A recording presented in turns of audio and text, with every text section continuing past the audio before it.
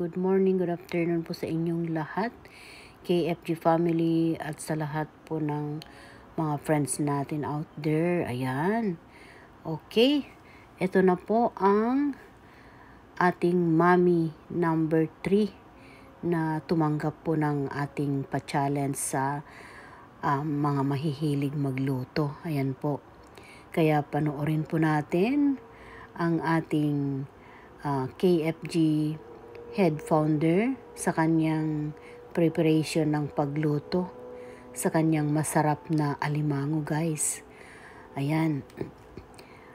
Challenge accepted, mommy number 3. Walang iba kundi ang ating KFG head founder, Miss Ayen Chudoro. Ayan. Talagang naka-apron pa talaga siya. Ayan po. Kaya panoorin natin ang kanyang preparation po sa pagluto para kung gusto natin gayahin or sundan sa kanyang pagluto, pwede natin gawin yan sa ating mga tahanan, guys. Ayan po. Wow, kaswerte naman ng kanyang mapapangasawa kasi masarap magluto. Ayan po. Ayan. Nilalagay na ang kanyang malaking alimango. Ayan po. Kaya, tunghayan natin, guys. Panoorin natin ang ating KFG head founder sa kanyang preparation ng ginataang alimango. Ayan. Kaya dyan lang po kayo. At ladies and gentlemen, ang ating mommy number 3, KFG head founder, Miss Ayen Chudoro. Ayan, luto na po ang kanyang ginataang alimango. Pero bago ko ipapakita ang kanyang actual video na nagsasalita siya, ay syempre, sa lahat po ng hindi pa nakapag-subscribe, please subscribe naman ang aking YouTube channel. Ayan, Mirna B. Bunila. Ayan po, DGMV Vlog, Honolulu. Ayan po. Kaya dyan lang po kayo. Paki-subscribe po ang ating YouTube channel kung hindi pa kayo nakasubscribe dyan. Thank you so much, guys. Ayan po. At panoorin na po natin ang kanyang pagluto, guys. Thank you so much. Dyan lang po kayo.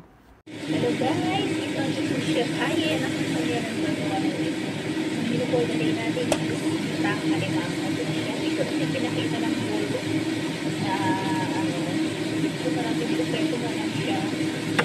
Then meron tayong lansaw, cream, sili. Tapos yung kalabasa, yun naka-prepare na. Ito na isa ko, then meron tayong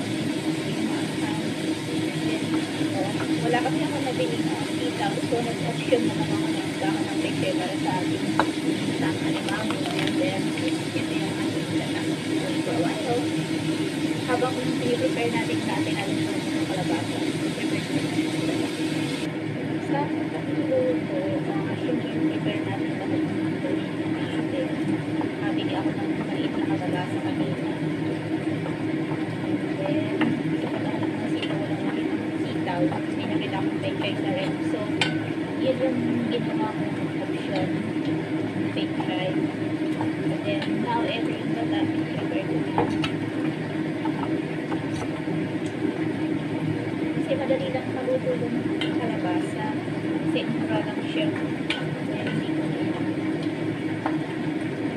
So, yun medyo ano na siya. Ngayon, ilalagay na natin yung alimango. Guys, ang laki niya. Sipit pa.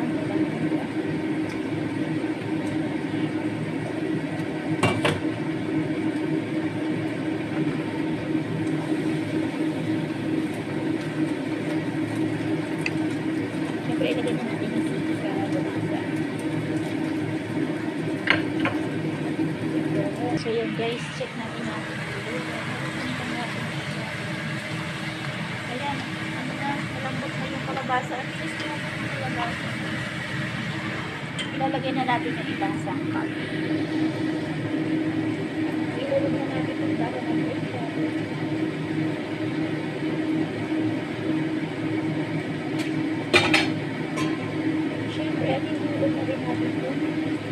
plancha. Lagyan ko na kami sa plancha. Sili. Yung red sili, hindi siya makapangwalan na kaya hindi ko siya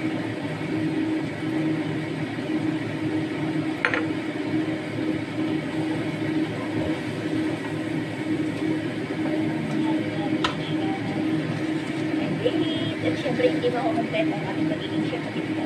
Eto, syempre kailangan meron tayong commercial. Syempre guys, ilalagay na natin yung gata. Konting ebon na lang siya.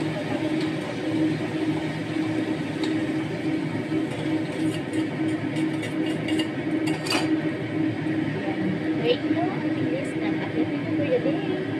Ayan, malapit na pong matapos ang ating menu for the day. Ayan, kahit late na yung aking lunch, but naihabol ko yung aking menu na lulutuin. Ayan, konting-konti na lang luto na siya.